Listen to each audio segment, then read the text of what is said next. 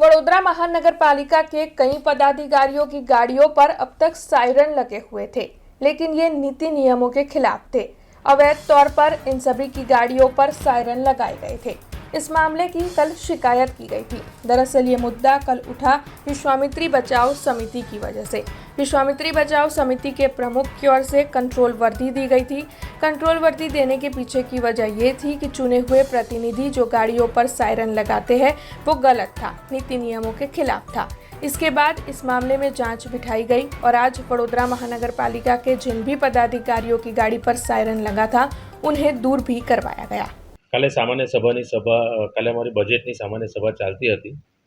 અને નીચે સાયરનના સંદર્ભમાં કંટ્રોલને ફોન કરીને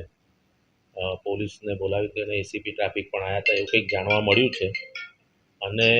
એના સંદર્ભમાં આજે સવારે ધર્મેશ રાણા જે મિકેનિકલ ડિપાર્ટમેન્ટ જુએ છે જેમાં બધાની ગાડીઓ એમના એ ડિપાર્ટમેન્ટના હસ્તક હોય છે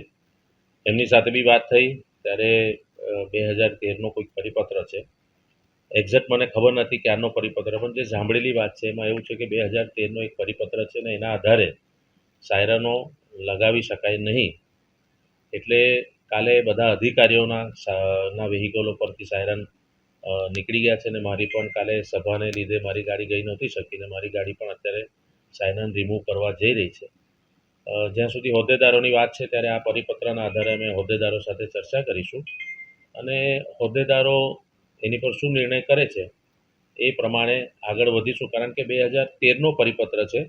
એના પછીનું નવું કોઈ નોટિફિકેશન આવ્યું છે કે નહીં અને અન્ય મહાનગરપાલિકાઓમાં પણ ત્યાંના હોદ્દેદારો શું સ્ટેન્ડ લેવાના છે અને શું કરવાના છે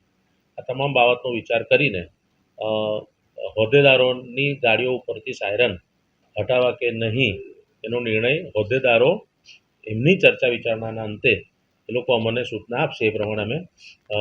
વ્હીકલ પૂલના ધર્મેશભાઈ રાણાને સૂચના આપીને કાર્યવાહી કરીશું પણ હાલ પૂરતું અધિકારીઓ એની તમામ ગાડીઓ પરથી સાયરનો दूर करवामा आव्या छे। हमसे जुड़े रहने के लिए हमारे YouTube चैनल को सब्सक्राइब करें और नई वीडियो की नोटिफिकेशन के लिए बेल आइकॉन को दबाएं।